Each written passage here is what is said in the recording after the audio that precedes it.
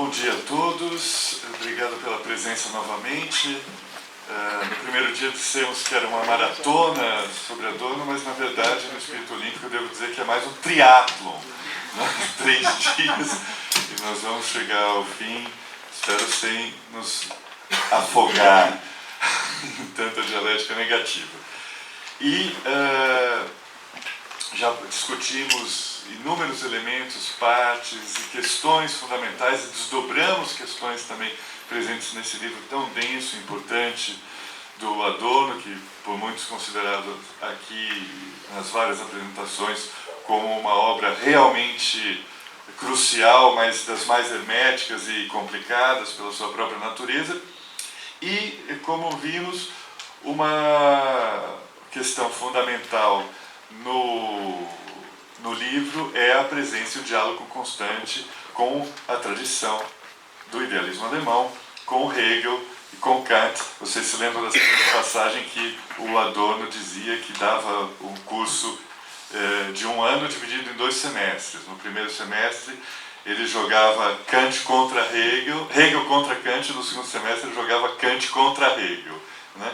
Então, na manhã de hoje nós vamos debater bastante esses 2 autores, a presença na obra do Adorno nas 2 mesas programadas para esta manhã.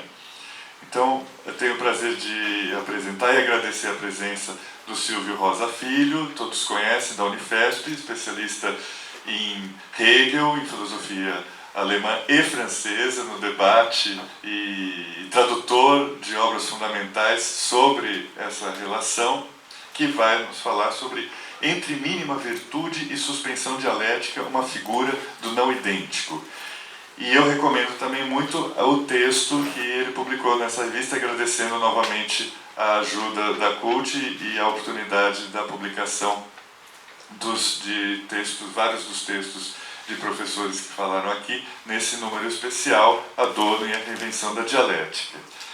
E depois vamos ter a presença do meu colega Ricardo Mussi, a quem agradeço também a participação aqui da Sociologia da USP, com o título Kant na Dialética Negativa, e o Ricardo também publicou um texto muito interessante na CULT. Então, vamos desdobrar as questões a partir dos textos aqui, dos novos textos e dos desdobramentos que vão ser apresentados. Então, passo a palavra primeiro, pela ordem, ao Silvio.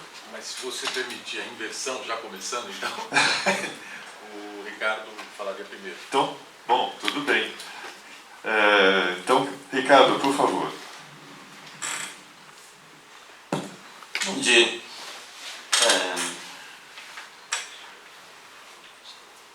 Bom, eu não vou repetir o texto da CULT, vou tratar de outra questão e vou abordar a segunda parte da dialética negativa, que é a parte menos lida e mais inóspita do livro, sobre a qual eu tive que me debruçar por razões profissionais. Na verdade, eu fiz uma dissertação de mestrado. Não vou dizer quantos anos ela já tem, né? Porque e nela eu tratei da questão da recepção do Kant no marxismo ocidental, mais precisamente marxismo alemão, como Kant foi lido em História e Consciência de Classe pelo primeiro Horkheimer e pelo Adorno na Dialética Negativa. E me concentrei, como de certa forma é o teor desse livro, nas questões atinentes à teoria do conhecimento. Eu acho que vai tratar das questões da filosofia moral, então não vamos aqui fazer uma superposição. Quer dizer, o Jorge já antecipou, né, que o Adorno faz esse jogo entre Kant e Hegel,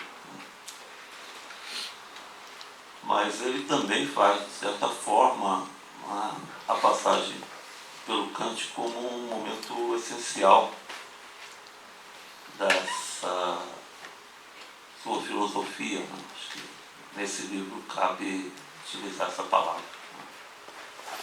Embora eu prefira o termo teoria. Porque a questão que se colocava saída para o Adorno era como reapresentar a dialética, né, em uma base materialista. Quer dizer, uma questão crucial da recepção do Marx, né, que começa a ser discutida com História e Consciência de Classe, que tem como subtítulo, né, estudos sobre a dialética. No entanto, a dialética reconstruída, a dialética marxista reconstruída pelo Lukács, em grande medida ainda era muito assentada no Hegel, que justifica, de certa forma, o epíteto que se atribuiu a ele e a outros autores de um marxismo hegeliano, né, no qual, digamos assim, né, eu diria que a filosofia da USP sorveu toda a sua seiva, né. Mas o Adorno, né, tinha ciente, né, de que era necessário para colocar a dialética em bases materialistas, né, e ao mesmo tempo reencaminhar a dialética marxista, desviar-se desses trilhos hegelianos, né. Então há uma ruptura, né, com a dialética hegeliana bem nítida e ao mesmo tempo uma ruptura com a tradição de leituras da dialética constituída ao longo do marxismo ocidental. Quer dizer, não há nada extremado a la Althusser a ponto de dizer que, né, Hegel não estava na origem do pensamento do Marx, né? E aí o Althusser foi lá buscar Spinoza e outros autores, né? Della Volpe foi lá buscar Rousseau, né? O Adorno se manteve, né, fiel a essa ligação que é histórica, né, do Marx com o idealismo alemão, mas percebendo que o Marx deu um passo, né, ou como o Adorno diz, fez a viragem materialista, jogando, né,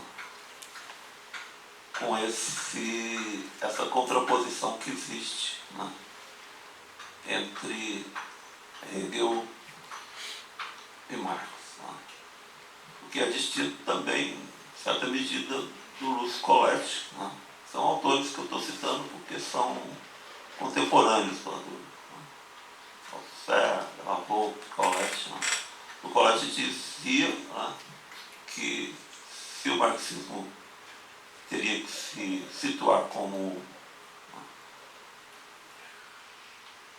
uma teoria materialista, ele teria que se fundamentar em Kant, não em Hegel.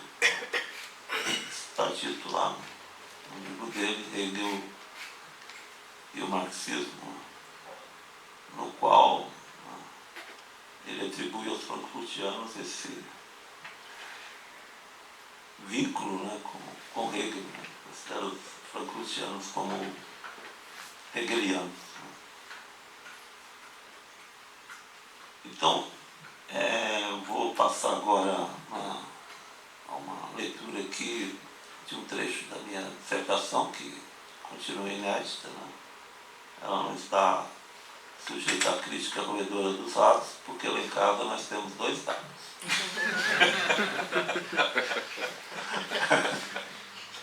Então,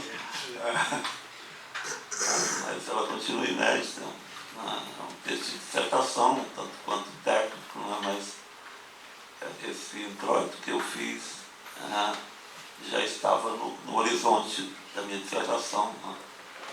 Mais ou menos as questões que me levaram a escrever.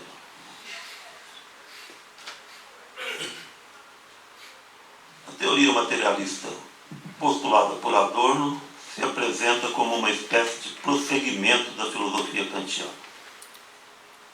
Para tanto, ele não tem como deixar de proceder a um rigoroso ajuste de contas com a filosofia transcendental. A segunda parte do livro Dialética Negativa contém uma crítica imanente do idealismo kantiano, desenvolvida a partir do ponto que Adorno considera como o mais indeterminado na obra de Kant, o material da afecção empírica. Preocupado em contestar o primado da subjetividade, Adorno mostra-se atento, sobretudo, ao momento não conceitual, ao rudimento metalógico da lógica formal, ao resquício de faticidade não eliminável por meio dos desdobramentos do raciocínio. Em suma, volta-se para aquilo que não é idêntico ao pensamento. Mas sua rejeição do núcleo ativo do princípio da identidade só se configura plenamente quando aborda a relação entre o conceito e o não conceitual. Segundo Adorno, a posição ôntica do material da afecção sensorial na crítica da razão pura não lhe garante nenhuma prioridade em relação a qualquer outro ente real. Contingente tanto em relação ao transcendental como em relação ao sujeito, ele aponta em seu texto, vou reler. Contingente tanto em relação ao transcendental, o sujeito dessa oração aqui é a afecção sensorial, né? Contingente tanto em relação ao transcendental como em relação ao sujeito, ele aponta em seu nexo necessário com o sujeito transcendental para as antinomias da filosofia kantiana. Cito Adorno: caso a forma, o sujeito transcendental, precisasse rigorosamente da sensação para funcionar, ou seja, para julgar de modo válido, então ele estaria fixado, quase ontologicamente, não apenas a percepção pura, mas também o seu polo oposto, a sua matéria.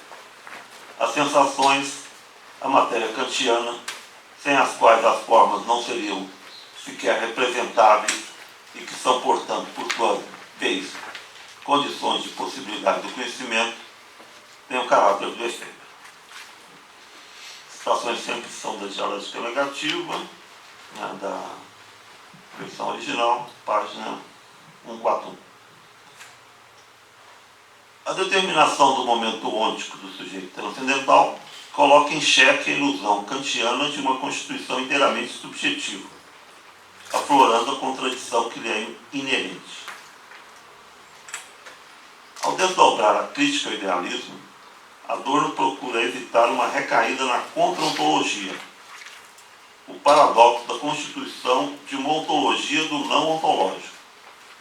A sensação, o algo não idêntico ao pensamento, interessa-lhe não como substituto do conceito, como um primeiro constitutivo, mas enquanto mera abstração, como indício do teor causal que ele considera o verdadeiro objeto do pensamento filosófico.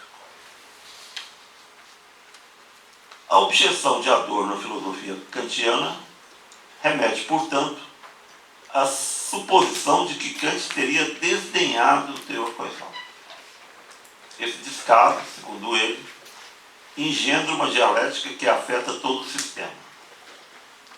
A determinação da coisa como algo caótico se transmite até o sujeito, que é reduzido a um ponto abstrato da razão, ou melhor, à não contradição lógica, o que não deixa de contagiar o próprio objeto de conhecimento.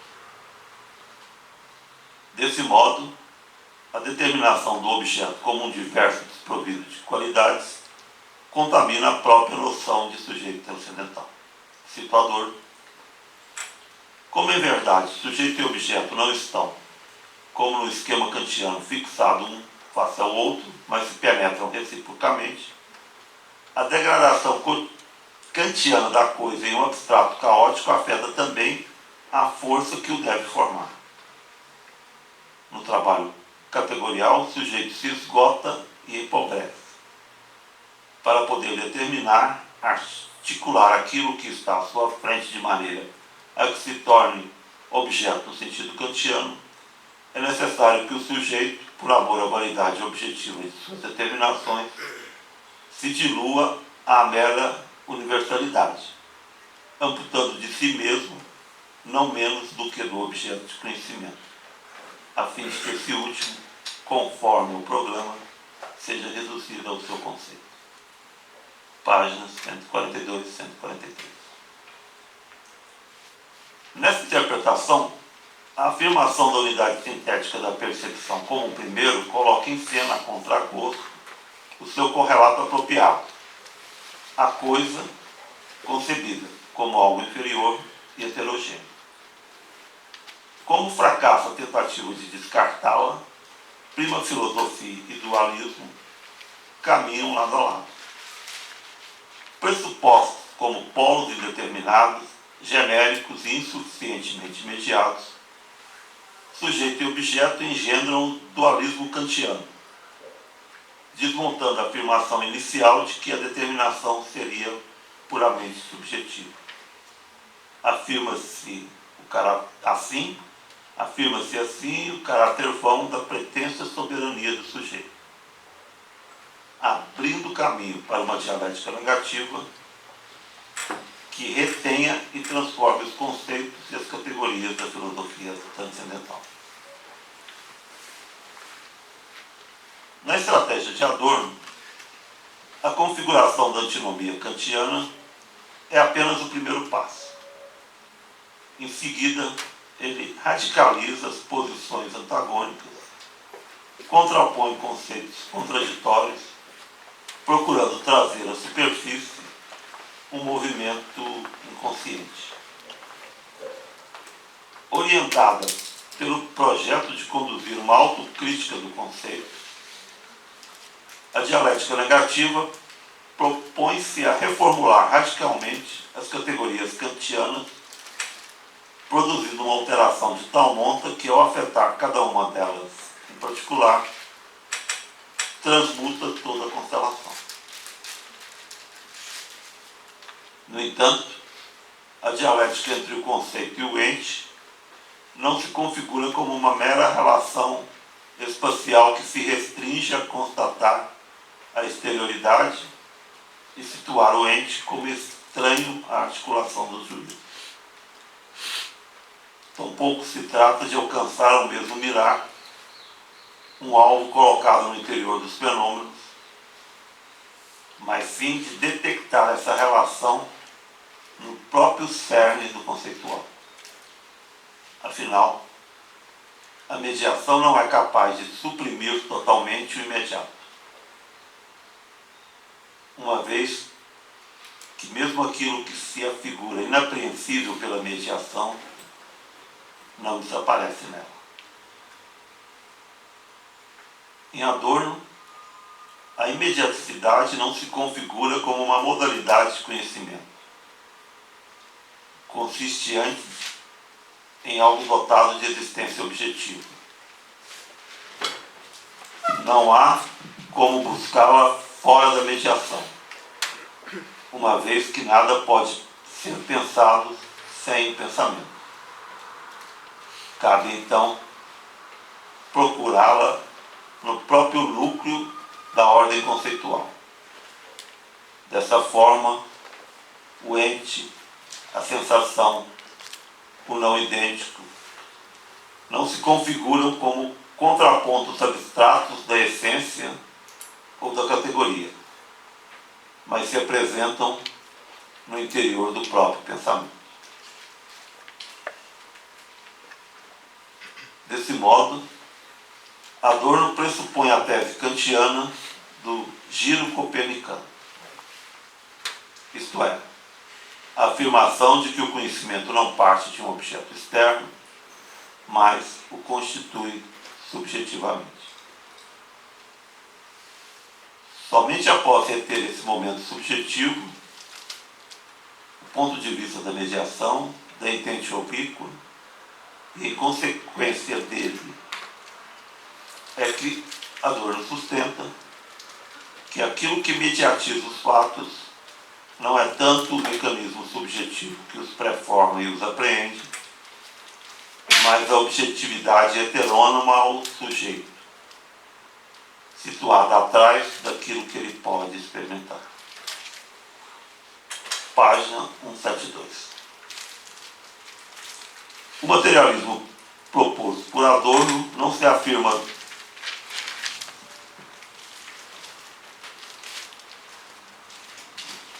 mas não tem si aqui, eu inventei assim. O materialismo proposto por Adorno não afirma dogmaticamente o ente como o primeiro, mas o reencontra no núcleo do conceitual. Nesse sentido, seu projeto de reformulação qualitativa dos conceitos e categorias kantianos pode ser descrito como desdobramentos efetivos de um projetado duplo giro copernicano. Então, de certa forma, né, o meu objetivo aqui é mostrar, né, como o Adorno conduz, né, esse tema do duplo giro copernicano, que, como vocês sabem, é, de certa forma, similar ao que ele designa de passagem ao materialismo, de viragem materialista, ou mesmo de dialética negativa.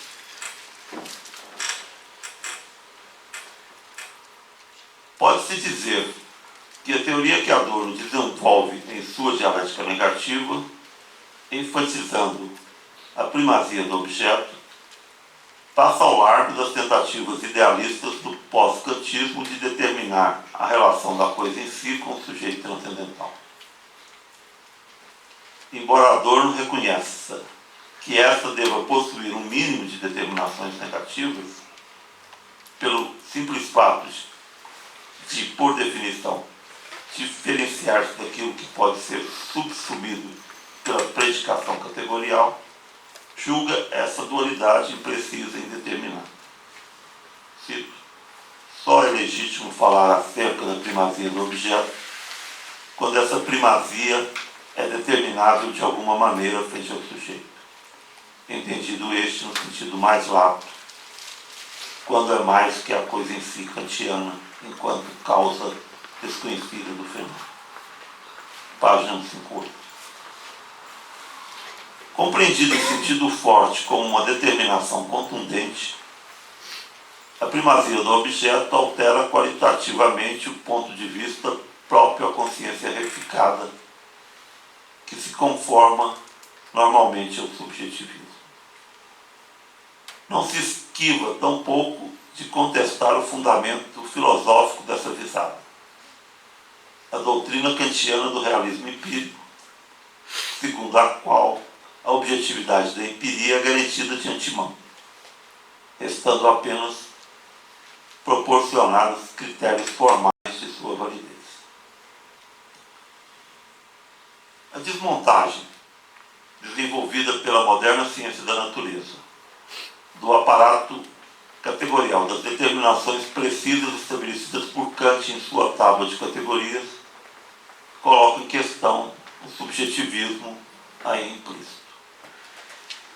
As determinações categoriais, que são o guia da busca kantiana de objetividade, surgem em sua contingência como meramente subjetivas.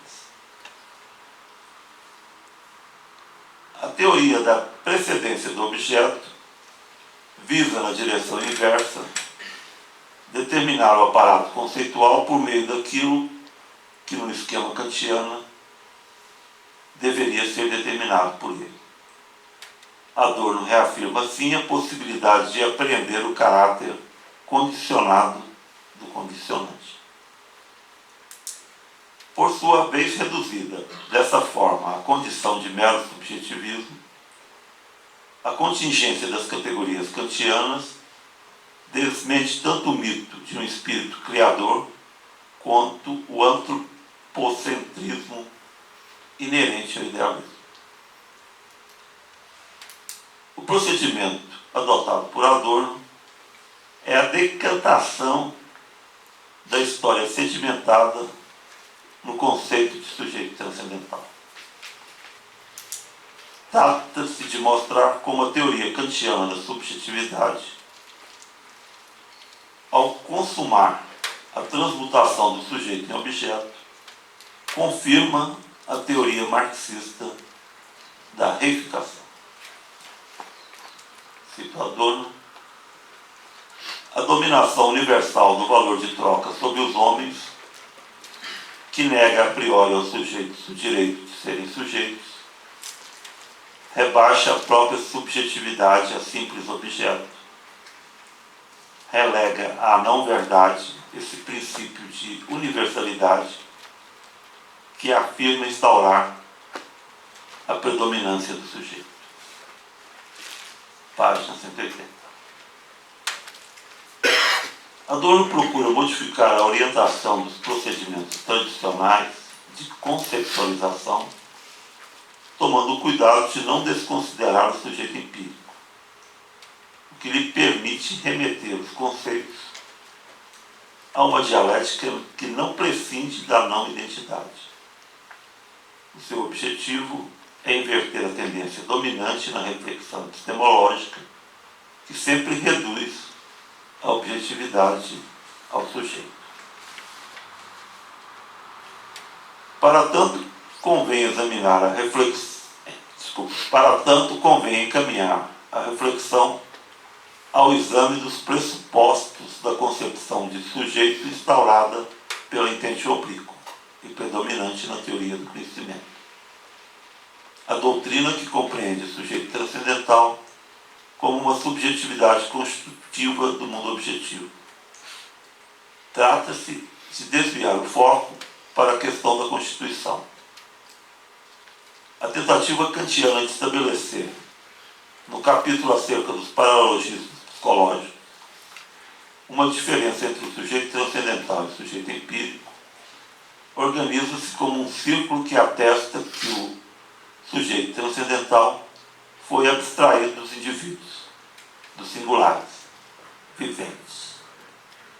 Seguindo essa direção, Adorno se propõe a estabelecer, noutros moldes e com outros propósitos, a diferença fundamental, constitutiva e hierárquica entre o sujeito transcendental e o sujeito empírico. É claro que ele não ignora a distinção fundamental da filosofia kantiana entre o momento empírico da subjetividade e o transcendental.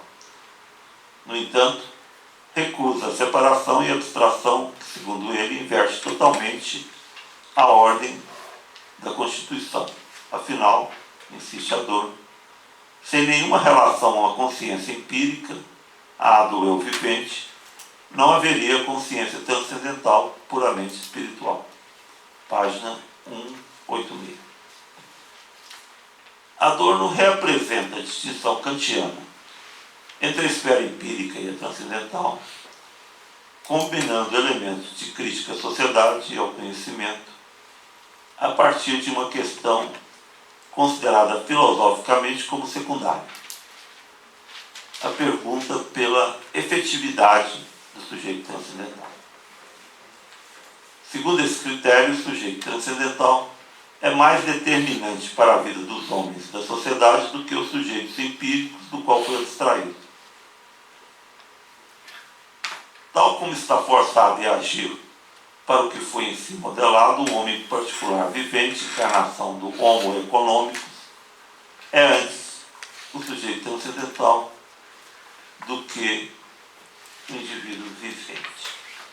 Essa é uma citação do Steve Forst, página 55. Por seu papel na deformação dos indivíduos, o sujeito transcendental passa a ser considerado como constitutivo, considerado como tal, enquanto expressão filosoficamente transfigurada da sociedade mercantil. Inverte-se assim a questão filosófica da Constituição. A tese da anterioridade da sociedade sobre os indivíduos é ampliada. A sociedade não apenas precede, ela também constitui o sujeito sem perigo. Essa objetividade heterônima, segundo Adorno, recusa o círculo primeiro da experiência subjetiva. Ela o precede. Afinal, face à consciência individual, o sujeito transcendental, cito Adorno, representa não apenas o mais abstrato, mas também, em virtude de sua potência formante, o mais efetivo. Além do círculo mágico da filosofia da identidade, o sujeito transcendental é passível de ser decifrado como a sociedade inconsciente de si mesmo. Página 178, 179. Moldado pelo ente, o conceito de subjetividade deixa perceber, quando se torna alvo da reflexão epistemológica, o seu caráter de objetividade, cuja ausência parecia distingui-lo do factual. Na realidade, a essencialidade do sujeito supõe a faticidade, inclusive como sua condição de possibilidade. Recusando-se a se reconhecer como dependente do ente, o sujeito se arvora à condição de soberano. Assim, apenas nega, ironicamente, o seu locus próprio. Cito Adorno. Nos mecanismos subjetivos de mediação se perpetuam aqueles da objetividade, aos quais está atrelado cada sujeito, mesmo o transcendental. O fato de que os dados, por sua exigência, sejam apercebidos de certo modo e não de outro, é assegurado pela ordem pré-subjetiva, que por sua vez constitui essencialmente a subjetividade constituinte da teoria do conhecimento. Adorno vai além e contesta o princípio fundamental da subjetividade kantiana na acusação de que seu modelo de sujeito está moldado pela faticidade e, de ser assim, desprovido daquilo que definiu como sendo sua característica maior, a espontaneidade. Instala-se assim, ao mesmo tempo, a primazia do objeto e a anterioridade do pensamento e da linguagem em relação aos indivíduos científicos. Conserva-se, de um modo sui generis, o resultado obtido pelo idealismo. Apenas, porém, para negá-lo sob o lema de um duplo giro copernicano.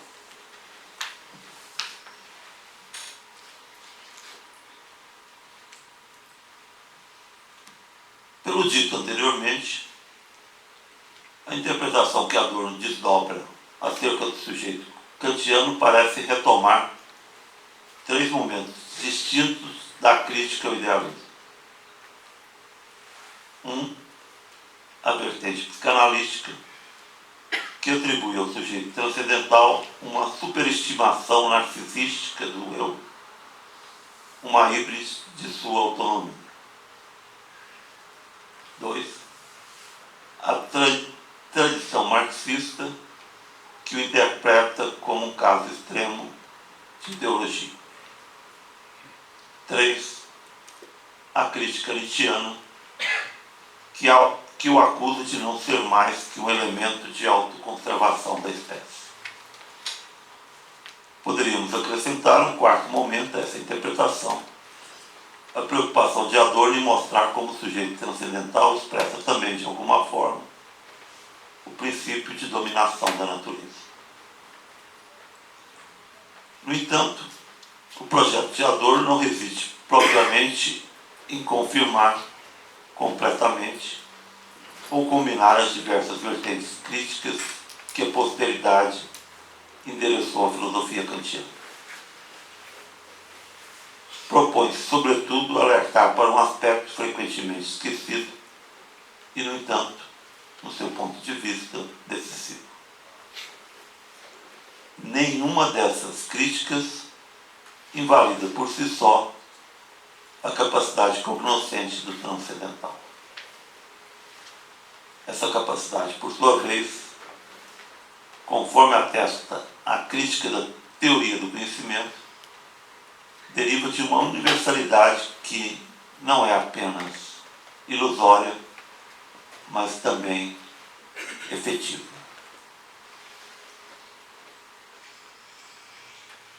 De acordo com o propósito adorniano de contestar a ilusão de uma subjetividade constitutiva, não se trata de rejeitar o sujeito transcendental, o idealismo ou mesmo a filosofia. Mas, eis aí o cerne do projeto de um duplo giro copernicano, ir além e detectar o seu solo real. Citador, o processo de abstração transfigurado pela filosofia e atribuído só ao sujeito cognoscente desenrola-se na sociedade de troca real. Página 180. Desvenda-se assim a contradição inerente à constituição que pretende fazer de tal sujeito um universal filosófico, pela via do desmonte do mecanismo filosófico idealista que constrói a unidade da consciência, tornando o bico o paradigma da consciência individual. Cabe não esquecer que, se tal modelo é adequado para exprimir a objetividade, isto é, a possibilidade de constituição dos objetos da experiência, é porque a própria consciência individual já é o reflexo conceitual da reunião total e sem falhas dos atos de produção na sociedade pelos quais, primeiro, constitui a objetividade das mercadorias, seu caráter objetivo. Página 181. Adorno não concebe a obra de Kant como uma mera transfiguração filosófica do subjetivismo. O principal mérito da filosofia transcendental assenta-se, ao contrário, em seu esforço de busca da objetividade, ainda que procura situá-la nas condições constitutivas da subjetividade.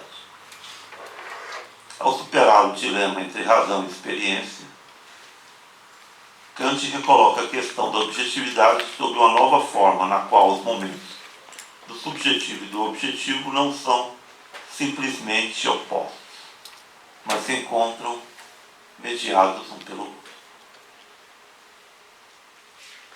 A tarefa do duplo giro, portanto, consiste em mostrar que as formas do pensamento, os constituintes, que na perspectiva idealista apresentam-se como condição de possibilidade da objetividade,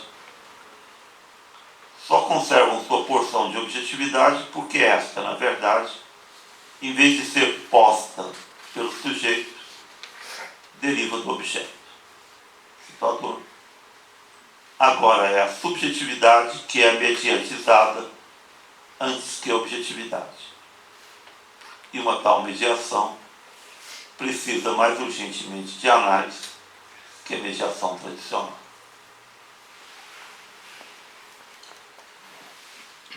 Não se trata, porém, apenas de ressaltar que o fundamento da objetividade kantiana encontra-se em outro lugar.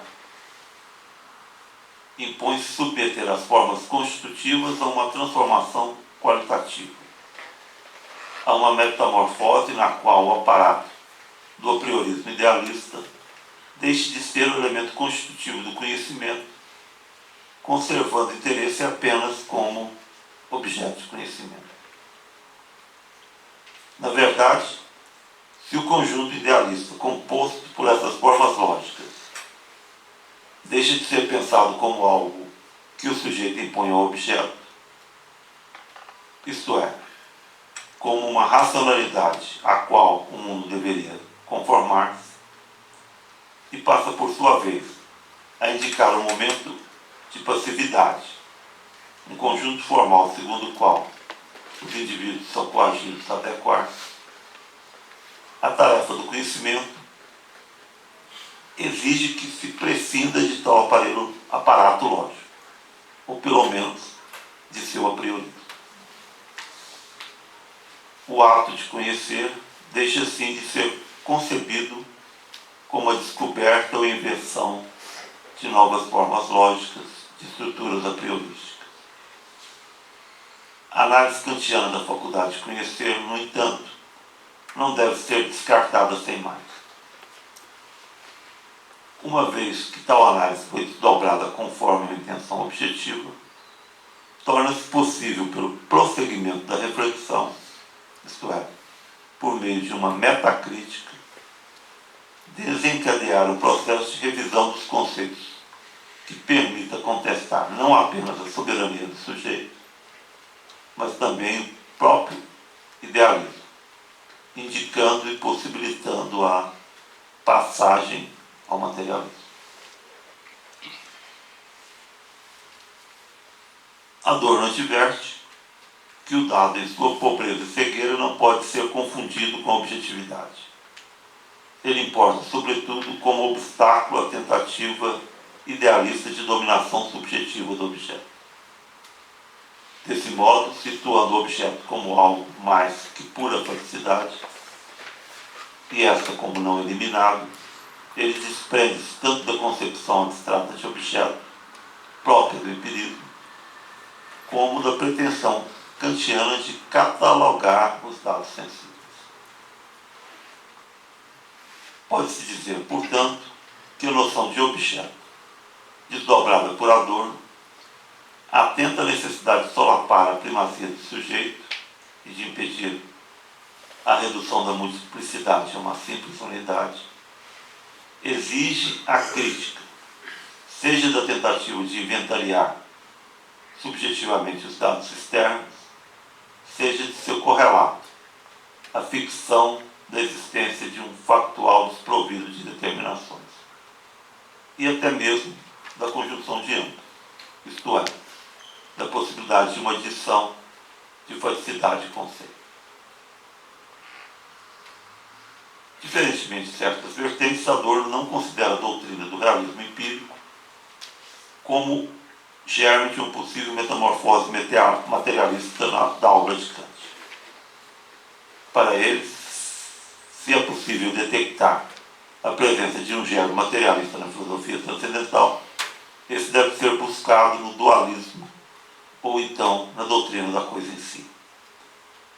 Cabe observar que Adorno abandona, na linhagem do idealismo alemão, a doutrina kantiana do realismo empírico, embora valorize em outra direção a sensação. Isso decorre de sua intenção paradoxal de reconstruir o materialismo a partir do lema especulativo de primazia do objeto, descartando a afirmação dogmática de uma realidade anterior à consciência. Seu materialismo é consequência de uma efetiva autorreflexão e, como tal, apresenta-se não como ponto de partida, mas como resultado final. Nesse sentido, justifica-se a necessidade de conservar, ao menos como ponto de partida e momento inicial, o giro copernicano.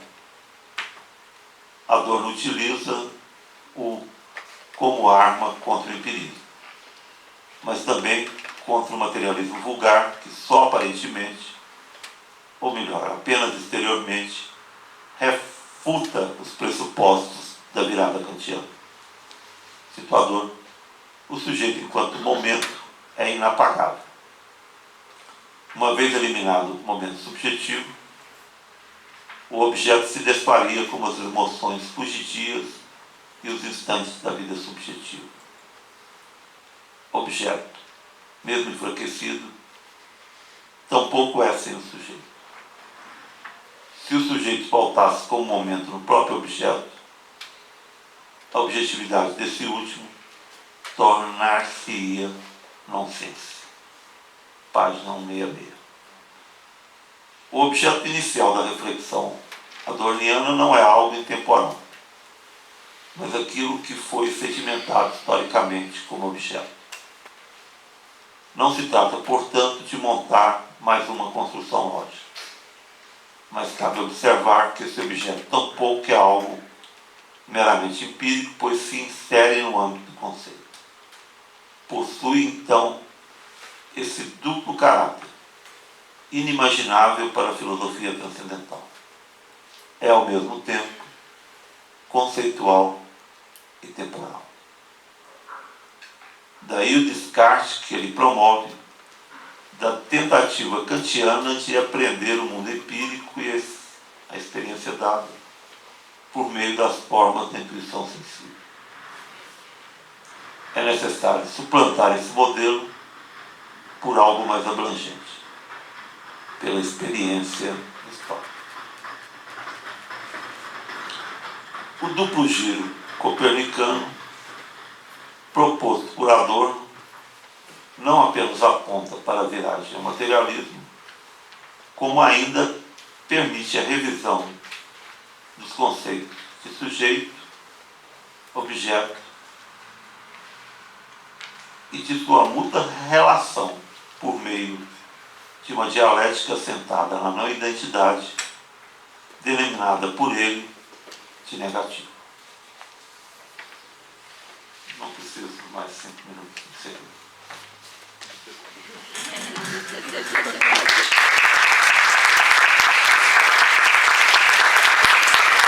Obrigado, Ricardo.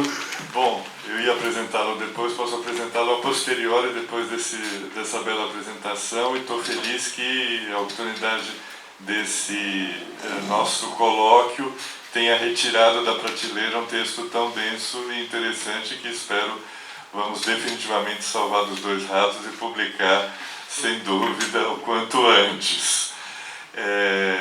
Eu sugiro que, como o texto do Ricardo levanta muitas questões interessantes a partir da reconsideração da questão do materialismo, que é um trabalho que o Ricardo faz muito tempo em relação ao marxismo ocidental, das vertentes filosóficas, sociológicas e teóricas, nesse debate do que se configura como a noção de materialismo no marxismo ocidental e na prática política e sociológica contemporânea.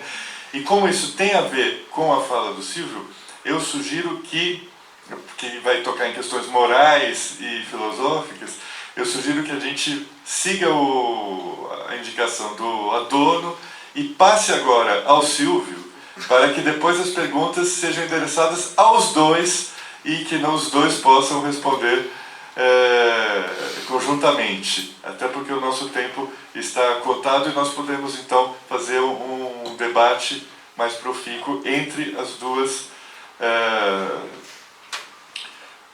comunicações, palestras que vão se complementar e dialogar e se contradizer entre si.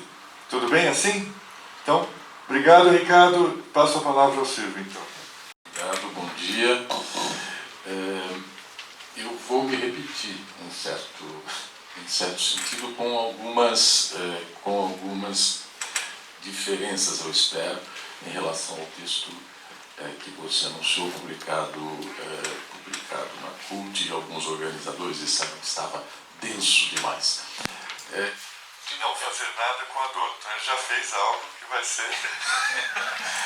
E tendo em vista que eu fui precedido por essa exposição profissionalmente impecável do meu colega Ricardo, nós podemos descansar duplamente, de algum modo. Eu também vou ler o meu texto, e que de alguma maneira seria como os prolegômenos, digamos assim, a esse não fazer nada que foi publicado, e mais o próprio. Então vamos lá. O sentido da locução não fazer nada não é unívoco. Tomá-lo como se estivesse em causa uma mesma essência, quando se trata da escolé dos antigos, do ócio com dignidade dos romanos, do dia do Senhor cristão, ou do domingo da vida hegeliano, por exemplo, é perder de vista, nessa generalização indébita, toda a dimensão histórico-filosófica de que as diferentes espessuras da comunidade e da sociedade, do discurso e dos contradiscursos, investiram ambivalente e sucessivamente a configuração da inatividade, a figura de quem não faz nada. Não se caminhava no Liceu de Aristóteles como o solitário Rousseau passeara mais ou menos à vontade na periferia de Paris. E em cada fuso histórico, no modo peripatético ou no modo da forma devaneio, a presença a si mesmo instituiu sentido e estimou um valor diferente. Quem sabe, sentido e valor irredutivelmente singulares. Entre a mínima virtude e a suspensão da dialética, a figura da inatividade ética expressa não uma oscilação polarizada, menos ainda um equilíbrio entre pares alternos, mas, para dizer ainda de modo abstrato, a figura da inatividade ética dá voz a um balanceamento no tempo em que o conteúdo é automovimento iminente. Em outros termos, o dia de não fazer nada é aquele no qual Hegel estaria curado do hegelianismo. Vamos tentar ver isso um pouquinho mais de perto. Eu já fui precedido, de certa maneira, a passagem pelo Kant é uma dessas temporadas, digamos assim. Nós estamos em um tempo em que se torna possível a incongruência da ideia contida na questão como não fazer nada. Se pensarmos que a pergunta pelo como é a pergunta ética e política por excelência, será preciso lembrar então que chegamos ao momento preliminar, a esse dia de não fazer nada, simplesmente porque ainda se pensa ou porque ainda não se abriu mão de transformar o mundo. Como não fazer nada, então, significa não fazer absolutamente nada a não ser pensar com vistas a essa transformação do mundo. Nessa situação, como eu estou pressupondo que as pessoas não têm nenhuma dúvida com relação a isso. O que fazer? Transformar o mundo. A questão é como fazer. Nessa situação, como já indicava, o incômodo, digamos assim, semântico contido e suscitado pela generalidade do enunciado, não pode tratar-se, nesse não fazer nada, de sair em busca de uma resposta, mas de interpretar a pergunta. Pergunta que pertence a um tempo liminar e que, como é possível mostrar, encontra uma de suas primeiras modulações no quinto passeio de Rousseau, de modo que eu vou me juntar, de certa maneira, ao Della Volpe, aos que chegaram aqui antes. Então, bem antes de Proust, bem antes de Sternheim, ou bem antes de Maupassant, nós perguntaríamos com alguma liberdade como o animal que repousa, se torna, por seu turno, o animal que pensa, escreve e não pode habitar o seu próprio ato de escrever. Vocês estão lembrados de que Kant se permitiu batizar Rousseau com 2 nomes, um antigo e um moderno. Rousseau, precisamente, esse Isaac Newton do mundo ético, se mostra um Diógenes bem sutil. Essa referência se encontra nos ensaios preliminares do Kant sobre o belo e o sublime. Pois bem, sob esse tranquilo cinismo do século XVIII, representado por esses 2 codinomes de Rousseau, facilmente se nota a inquietante insolência que levou Kant a atribuir a Rousseau a autoria de um outro giro copernicano. Rousseau identificado pelo gesto estilístico que opera uma verdadeira virada axiológica. Nós teríamos também aí 2 giros, né? Mas em Rousseau. Com a autoridade do Kant, se valer alguma coisa como argumento. Mas tem um argumento também que eu pretendo acrescentar ao longo da exposição. Rousseau, identificado então por esse gesto estilístico, nós poderíamos nos perguntar, e o próprio Rousseau? Né? O próprio Rousseau designava essa sua operação, né? Uma operação que consiste numa espécie de esvaziamento completo do sujeito, né? Em proveito de um si, de um soi.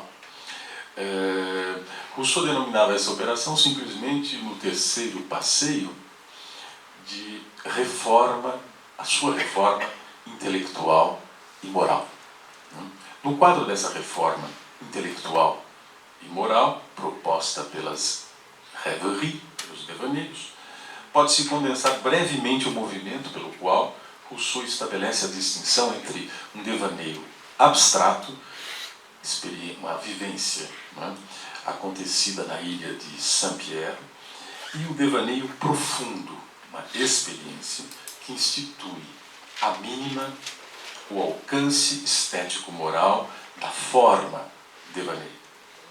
Eu gostaria de citar brevemente o texto onde aparece essa distinção, como eu fui anunciado como estudioso da filosofia francesa e literatura, e nós estamos no departamento ainda, eu acho, francês, do Tramarca. De alguma maneira, eu me permito citar no original o texto do Rousseau, que diz o seguinte, é o 17º parágrafo do 5º passeio.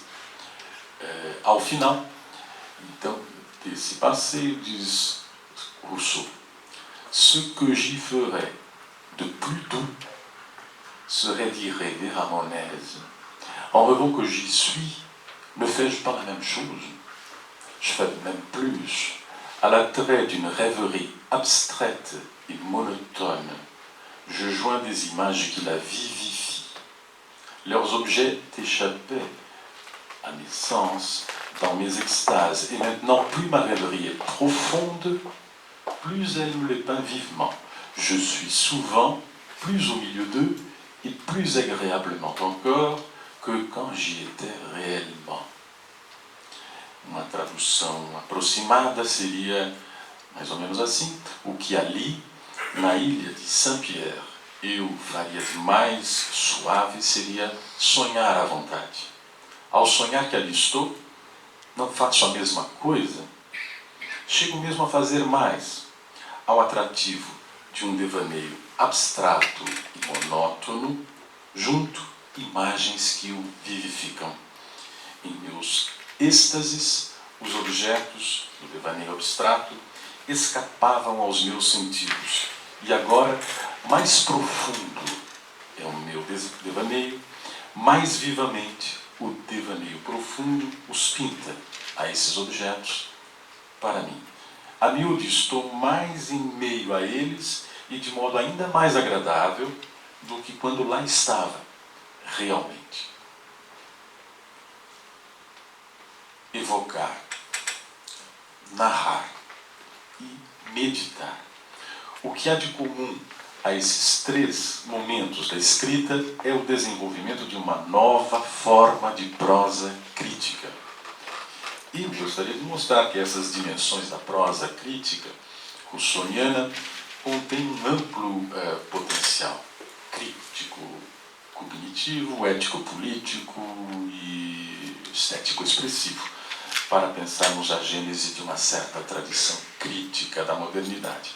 Mas como o tempo é escasso, eu vou me contentar com algumas observações sublinhando essa forma de reversibilidade semântica em que o devaneio abstrato e, no entanto, real, no texto, se apresenta como um devaneio profundo e, porque no texto, vivificado.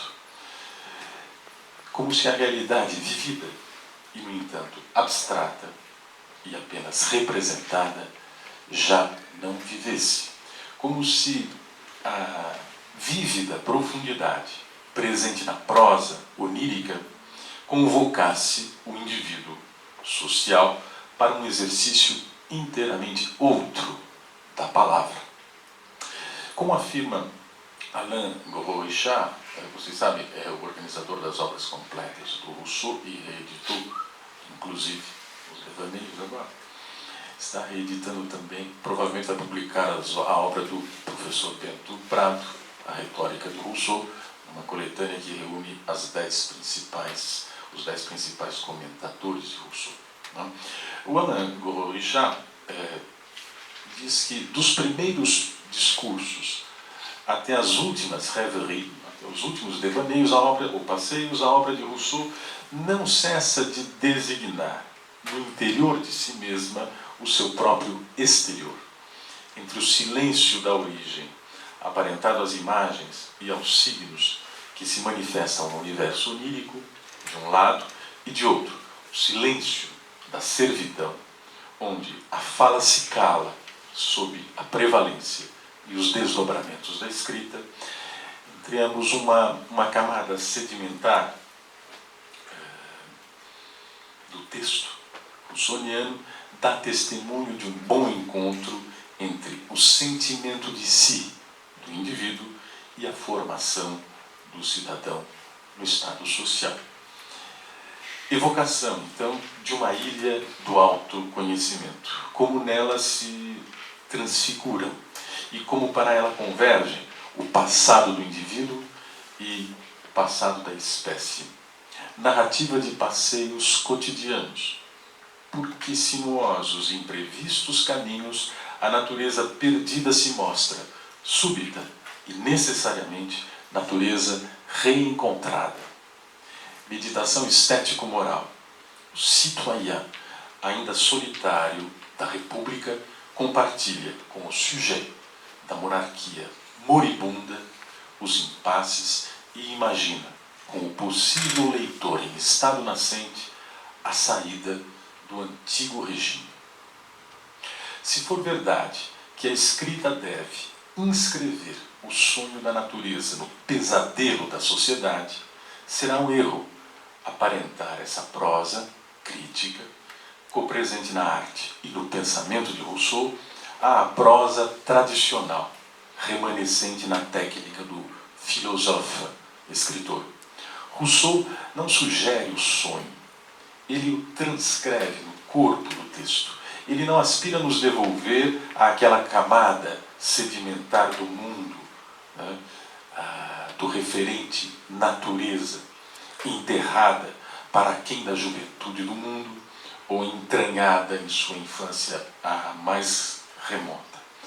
Sob a poeira que espana o arqueólogo, sob os frágeis resíduos que coleciona o paleontólogo, sob os vestígios entrevistos no relato dos viajantes, Rousseau não propõe um suplemento especulativo nem os múltiplos afazeres que este requer, mas a remontagem de estranhas familiaridades. Assim, em meio à exaltação desabrida, ao atarefamento supérfluo, à intoxicação permanente, convocam-se os seus contrários. Êxtases suaves, quietudes paradoxais, ebriedades fugazes.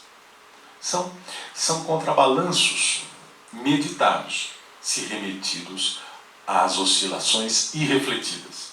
São posologias de uma terapêutica preventiva, se remetidas à overdose, por definição imprevidente, de malades imaginaires.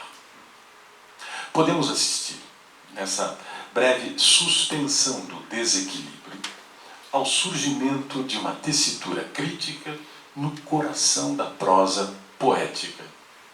Nasce, pois, um devaneio, une rêverie. Marcel Reymond nos ensinava a encontrar na raiz, no etno, dessa pequena palavra de 3 sílabas, rêverie, a ossatura de jovens do século XIV. Mais precisamente, em 1328, faz tempo, em 1328, quando a palavra teria sido anotada pela primeira vez, jovens que se encaminhavam para fora da cidade. E lá, extramuros, eles praticavam este verbo, extravagare. Por mais de uma vez, re-extravagare, re-exvagare, re-exve, resve, reve. No século XVIII, uma breve e idílica festa da inteligência, podemos dizer assim, que se torna, ou que torna a ser ressensibilizada, essa extravacância de um cidadão que, acordado, ousa sonhar a passeio e que, de novo acordado, ousa sonhar no interior do texto e a partir dele. De 1759 a 1777, foi preciso esperar quase 20 anos para que Rousseau criasse essa forma nova, a forma devaneio, da quête de soi à conquête du moi, o ofício da escrita, extraoficial, claro, e presente a si mesma, poderá valer como soi retrouvée, afastar-se da dicção triunfante representada pela escrita oficial e apresentar-se como uma contradição de um escritor no exílio. Se tivéssemos mais tempo, nós tomaríamos alguma medida desse afastamento, mostrando como Rousseau abandona outras formas de escrita em proveito da forma devaneio. Basta aqui mencionar essas formas abandonadas, digamos assim, a da autobiografia, Confissões, a do diálogo interior, Rousseau, Juiz de Jean-Jacques, e o da correspondência. Aos poucos, Rousseau se recusa a trocar cartas, inclusive até a última carta endereçada a seu amigo Mirabeau, onde ele diz: agora não escrevo mais. Em suma, quando o mundo era 300 anos mais jovem, as ondulações do Lago de Viena evocadas, os leves balanços de uma pequenina embarcação narrados e as vivências da suprema felicidade meditadas. Vocês se lembram que Rousseau dizia que esses 3 meses de exílio foram os mais felizes da sua vida? Talvez os únicos. Esses automovimentos da forma devaneio, com seu sentido profundo, já de si guardavam um valor absoluto. Valor por ela própria, designado e estimado. A mise en forme do sonho acordado assume, pois, um caráter no mínimo decisivo.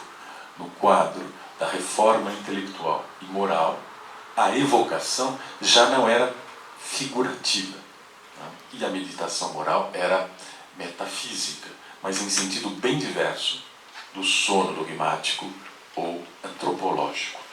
A evocação não é figurativa no sentido representacional, mas, digamos, é configurativa da absoluta presença da existência a si mesma e por si mesma.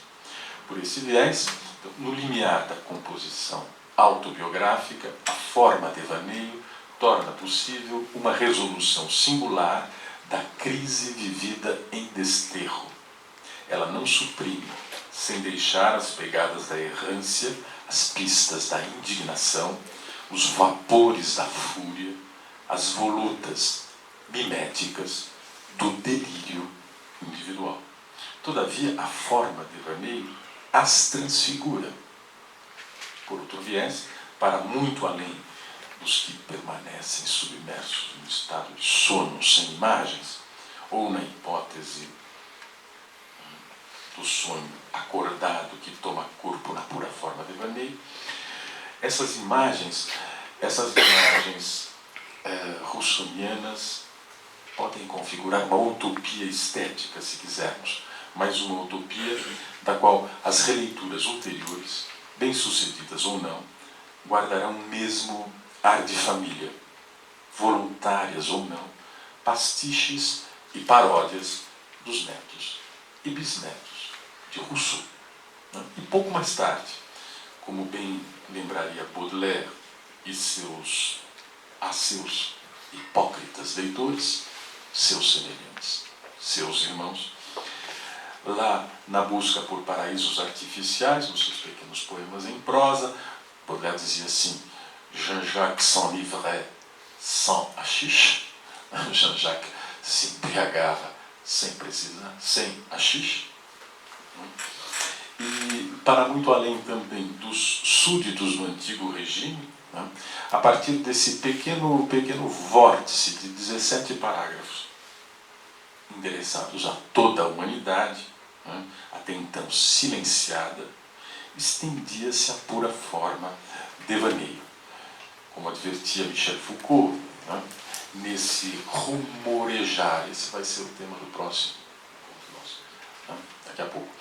Nesse rumorejar, o Foucault diz bruissement, nesse rumorejar absoluto e originário, toda palavra humana reencontra a sua imediata verdade e a sua confidência. Pela força das palavras, a sutileza moderna desse Diógenes não se dá por achada. A pergunta pelo lugar proibitivo ou pela utopia de uma sociedade emancipada, quando o agora histórico vem marcado pela acrescida violência das coisas, quando se divulga a bravata de que não há mais lugar para a sutileza, pois a consciência da distopia se tornou mais aguda, e ninguém mais pratica a sutileza sob esse nome. A pergunta pela sociedade emancipada, a resposta, sendo a mais delicada, é também a mais forçosa.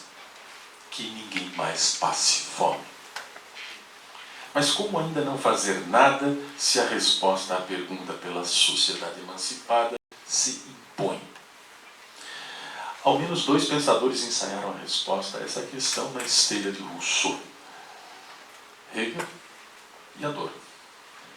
Ambos cientes de que a resposta, para tomar em conta a descontinuidade entre vida teórica e vida ativa, consistia em empenhar-se em uma nova tarefa: reinventar a dialética.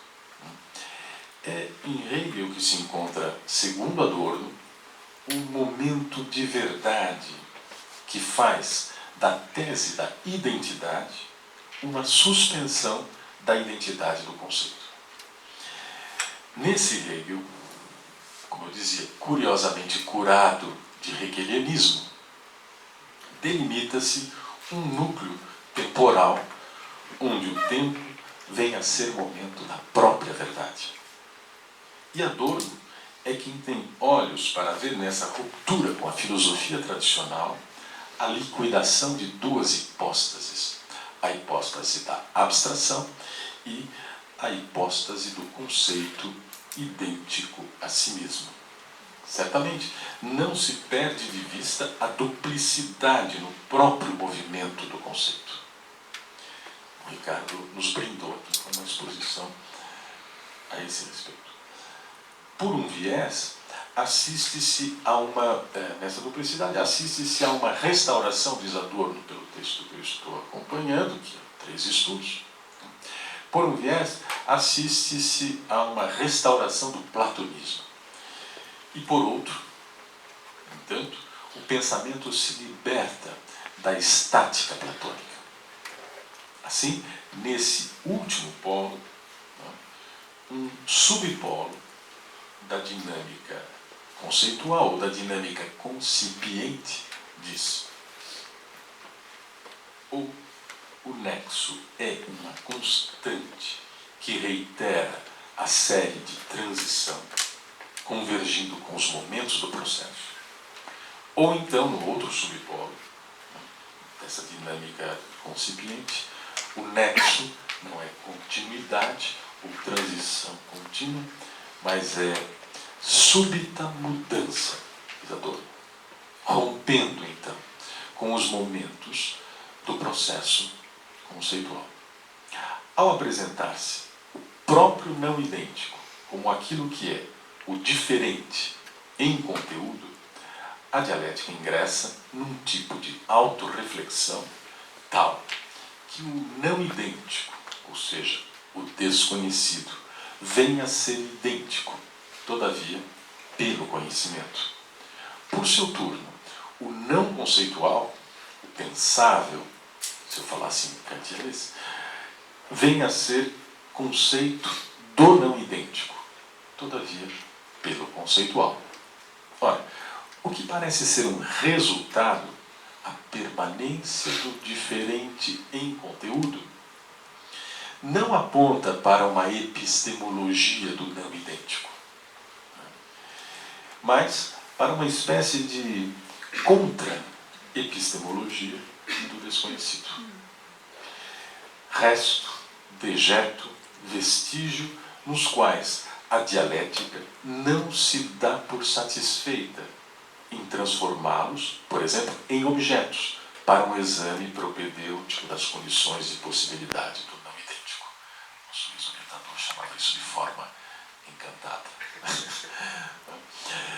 Ora, é esse aspecto do não resultado da dialética imanente que vai levar o jovem Hegel, no prefácio da Fenomenologia do Espírito, eu vou me permitir acompanhar o Lukács, claro,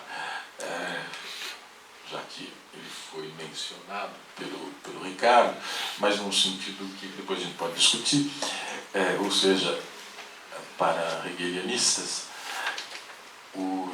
a Fenomenologia do Espírito faz parte do período jovem Hegel. É bastante interessante. Tem consequências sérias, pelo menos na sociedade Hegel internacional. Retomando, no prefácio da Fenomenologia do Espírito, esse aspecto do não resultado, da dialética imanente, eu dizia, leva Hegel a instituir o núcleo temporal da suspensão da identidade. Não na altitude mais ou menos proibitiva do conceito, mas no âmbito daquilo que se poderia supor inteiramente superado, suprimido, aniquilado, negado, sem resto.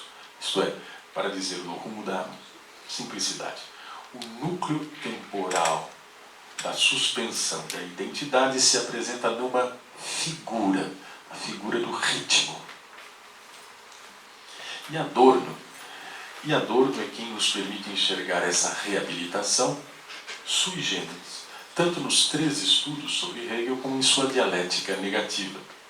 Menos do que um episódio propedêutico, menos do que um instante heurístico, que carregaria consigo, digamos assim, o peso das suspeitas lançadas contra o exercício da imaginação, conceitual ou dialética, se preferir, mas apenas um tipo de relação de oposições em conflito, por meio das quais tanto o meio termo como a reunião com o tempo se encontram em suspenso. Eu suponho que podemos com isso citar o texto do próprio Hegel, onde acontece uma espécie de transição mínima, digamos assim, ao materialismo. É o parágrafo 66 da Fenomenologia, citado com algumas alterações da tradução brasileira. O texto diz assim: o conflito entre a forma de uma proposição em geral e a unidade do conceito que a destrói é semelhante ao que ocorre no ritmo entre o metro e o acento. O ritmo resulta de seu meio termo e de sua reunião, ambos suspensos. Assim também, na proposição filosófica, a identidade do sujeito e do predicado não deve anular a sua diferença expressa pela forma da proposição.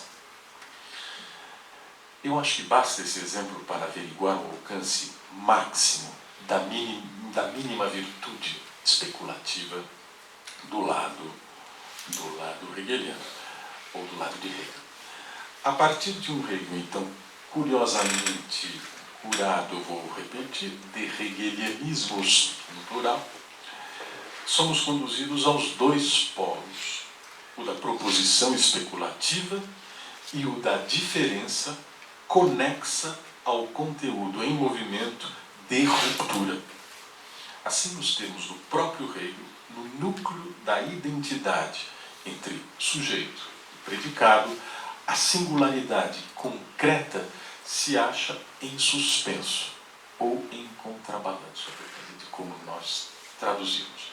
Nos termos mais sofisticados de Adorno, sem deixar de acusar uma artimanha que, resignada no subpolo da estática, baixa a guarda para o desenvolvimento unidirecional das forças produtivas,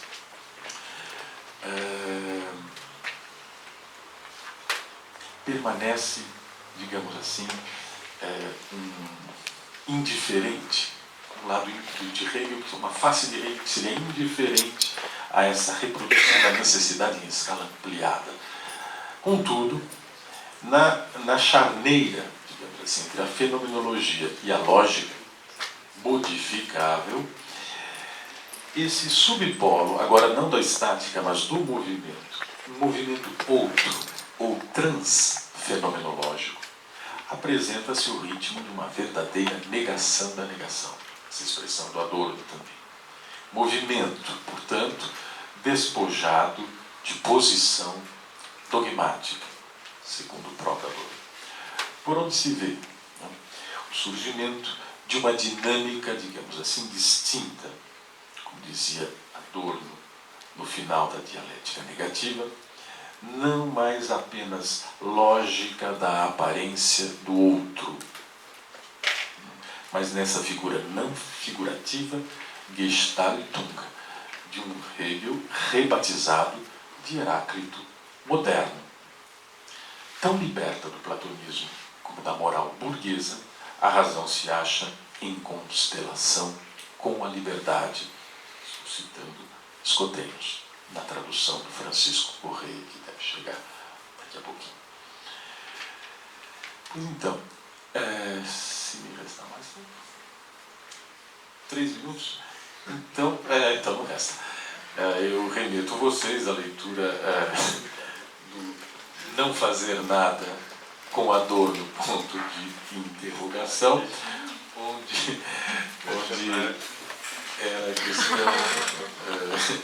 era questão de dizer não fazer nada com Adorno, eu acrescentei Rousseau, em boa companhia, em certa medida, porque no texto, e um parágrafo da Fenomenologia do Espírito, que me parece decisivo, com um olho agudo de Adorno, para perceber uma transição mínima ao materialismo no interior do pensamento do próprio Hegel. tá? Por uma leitura imanente, eu diria, do próprio Hegel, e que poderia suscitar mais de uma tese, mais de um projeto temático e assim por diante. Era isso que eu tinha a dizer a vocês. Trabalho, talvez nesse colóquio, como na fala do Ricardo, e nunca o não fazer nada gerou tantos frutos trabalhosos como a volta a Rousseau e Kant feita pelo Silvio. Antes de abrir a palavra ao público, eu vou tentar, e o nosso jogo aqui, já que é um aspecto lúdico na dialética negativa, vai ser colocar questões que envolvam as duas apresentações. Vou tentar fazer isso da minha parte como debatedor, colocando aos meus dois colegas a questão levantada nos dois textos da experiência histórica e da temporalidade do conceito como uma dialética de contemplação necessária e atividade necessária, né?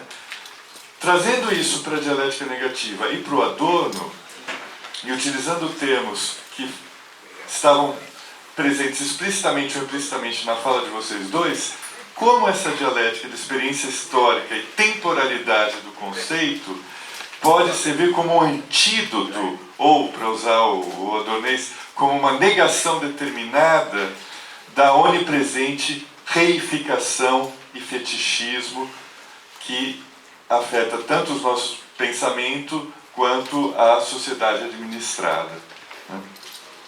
Então, é por aí.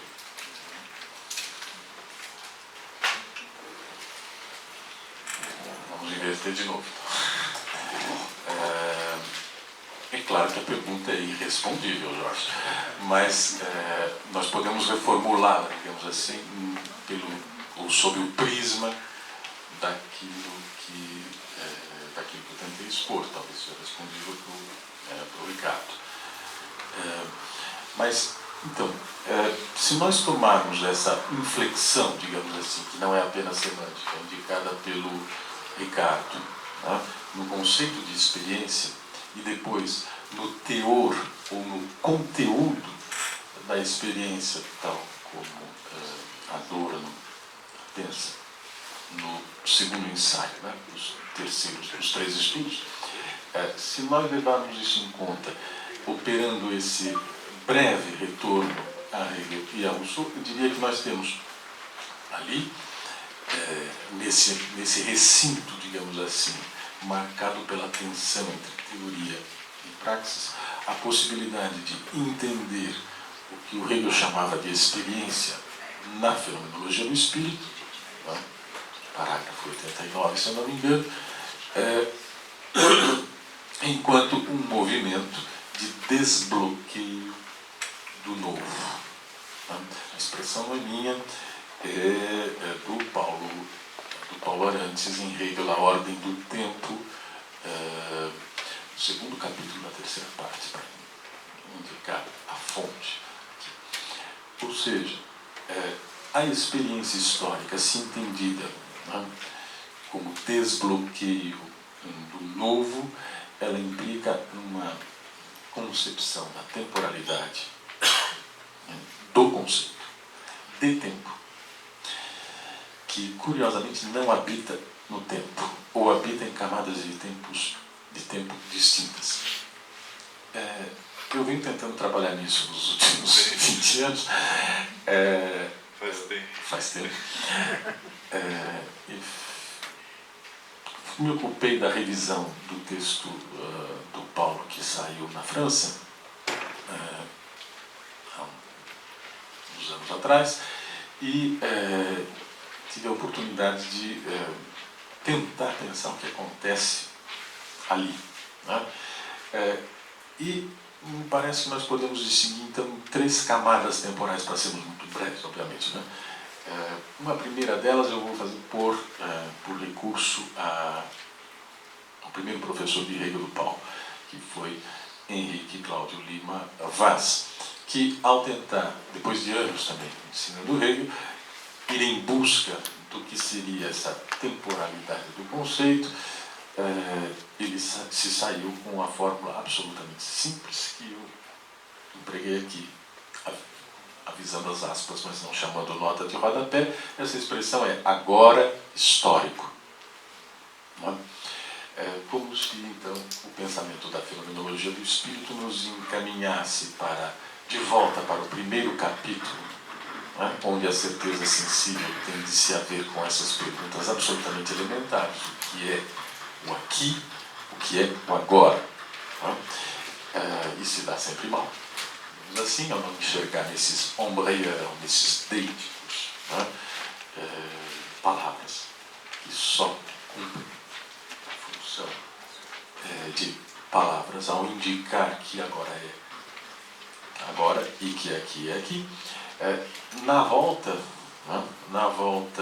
da consciência a si mesma, o agora, ele, no entanto, vem infibrado, digamos assim, de história. E eu posso chamar o agora de agora histórico. Esse agora histórico, por seu turno, ele é composto de pelo menos duas outras camadas, estas sim tratadas pelo Paulo. Em expressões avulsas, ele diz em ressentimento da dialética, e depois em sentimento da dialética, ele fala em fusos históricos, como se nós tivéssemos, então, nesse âmbito, um conjunto de temporalidades, digamos assim, espacialmente localizáveis e, no entanto, particulares, tais que, se eu pudesse puxar a brasa para a minha sardinha para a minha brasa, eu diria, Rousseau se torna contemporâneo do gesto adorniano. Né? Portanto, eu não preciso ser adornólogo, eu espero, apenas um amador, diria assim, que é mais pretensioso ainda, talvez. Então, tempos particulares indicados no mesmo dia espiritual, o dia espiritual da presença, em que esses fusos históricos são localizáveis. E, por fim, então, a terceira camada, porque esse Hegel do primeiro Paulo timbrava pelo todo, digamos assim, você tem uma outra dimensão de tempo que é a da presentidade, a tradução é do Rubens Rodrigues Torres Filho, do termo empregado pelo Paulo, Présentité, e em alemão seria Gegenwärtigkeit, ou seja, um presente qualitativamente adensado, que permite não apenas o trânsito do agora histórico para os fusos históricos particulares, mas uma reinserção no presente que se abre para acontecimentos sem história e história sem acontecimentos. Que é a última frase. A última frase de Hegel, a ordem do tempo, vocês devem estar lembrados, é a mesma empregada por Marx no 18 Brumário, para tentar entender o que significa um golpe de Estado perpetrado todos os dias. Tem ali também uma passagem ao materialismo. Então, é claro, eu estou falando isso porque eu sei que o Ricardo não vou chamá-lo de ustrólogo, mas o Ricardo frequentou também esses textos com assiduidade e escreveu a respeito. Então, um jeito de continuar uma conversa.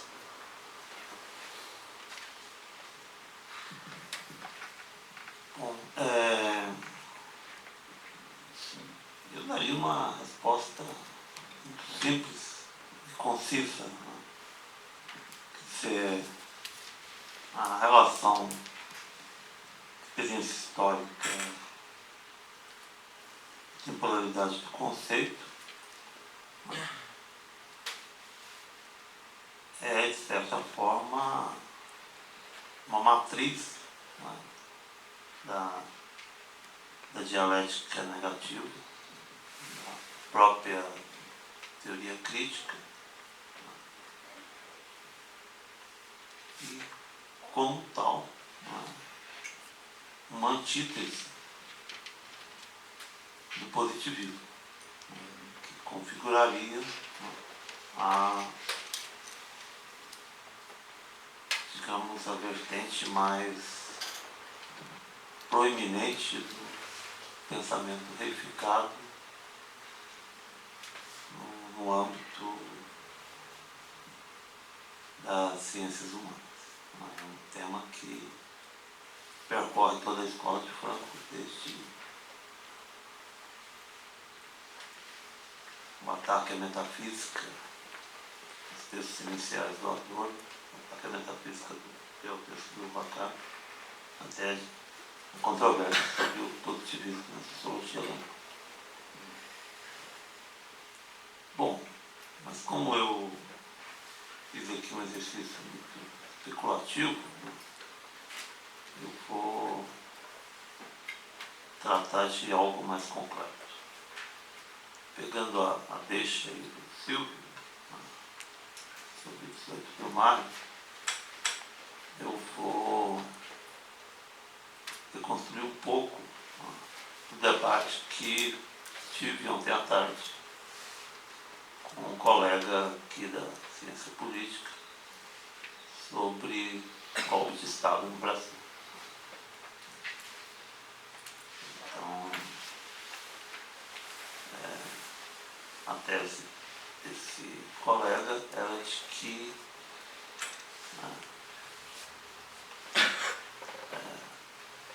o termo golpe de Estado deveria ser examinado analiticamente, suas determinações linguísticas,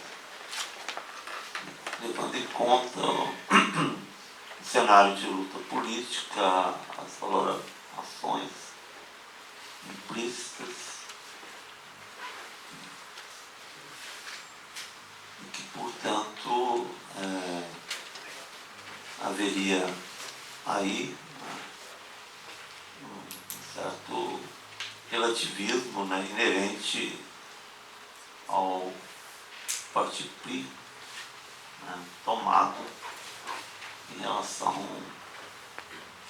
ao acontecimento que se desenvolve do impeachment da presidenta no Brasil.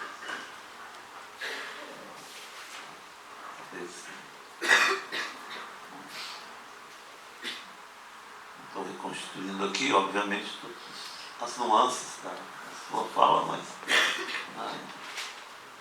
gostaria de destacar dois pontos. A penetração da filosofia analítica política e um concomitante nominalismo que o Adorno atribui como traços essenciais do positivismo, em certa medida até mesmo do racionalismo crítico do Popper na controvérsia.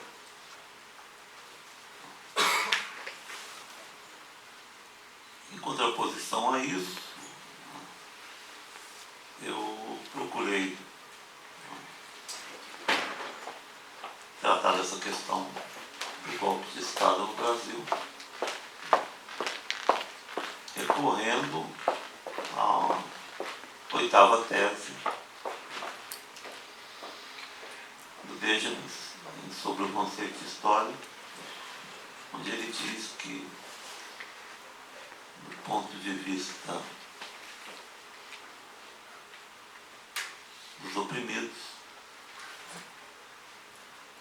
o estado de exceção é a regra.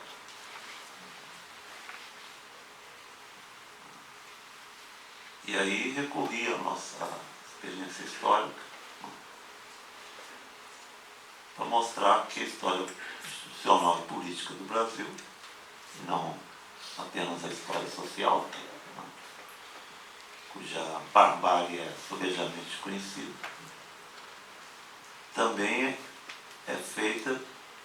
foi feita por uma sucessão de golpes, contragolpes, golpes preventivos, que começaram com a Declaração da Independência, com a abdicação, com a outorga da primeira Constituição, com a abdicação de Dom Pedro, com o golpe da maioridade, com o período residencial, a Revolução de 30, patati, patatá, né? Até, né, a posse do Sarney, né? Sendo que o presidente eleito morreu antes da posse, depois a compra dos votos na reeleição, né? Depois tentativa de golpe no mensalão, etc. Né? Ou seja, né, a experiência histórica nos dá, nos fornece, de certa forma, um ponto de partida para entendermos, né, que esse conceito ele não é, como tal, algo que se possa estabelecer de forma unívoca e analítica, né, porque ele se modifica ao longo do tempo e modifica porque os próprios fatos históricos se modificam. Então há um nexo, né, entre, né, temporalidade conceitual e experiência histórica, né, que é um avesso, de certa forma, sim, da reificação. Principalmente se lembrarmos a célebre frase do prefácio, a dialética do esclarecimento, onde o Adorno e o Macabro dizem que a reificação é um esquecimento. Obrigado. Bom, isso já nos abriria para um debate imenso, mas infelizmente nós não vamos poder continuá-lo. Eu peço que vocês guardem as perguntas do público. Não vai dar, porque nós já estouramos completamente o tempo, me desculpe. Vamos guardar as perguntas do público para outras sessões e outras oportunidades. Eu agradeço muito a presença dos meus colegas Ricardo e Silvio por uma apresentação brilhante do trabalho conceitual e as suas consequências políticas e filosóficas na dialética negativa e nas suas consequências também históricas e literárias desse livro. Muito obrigado.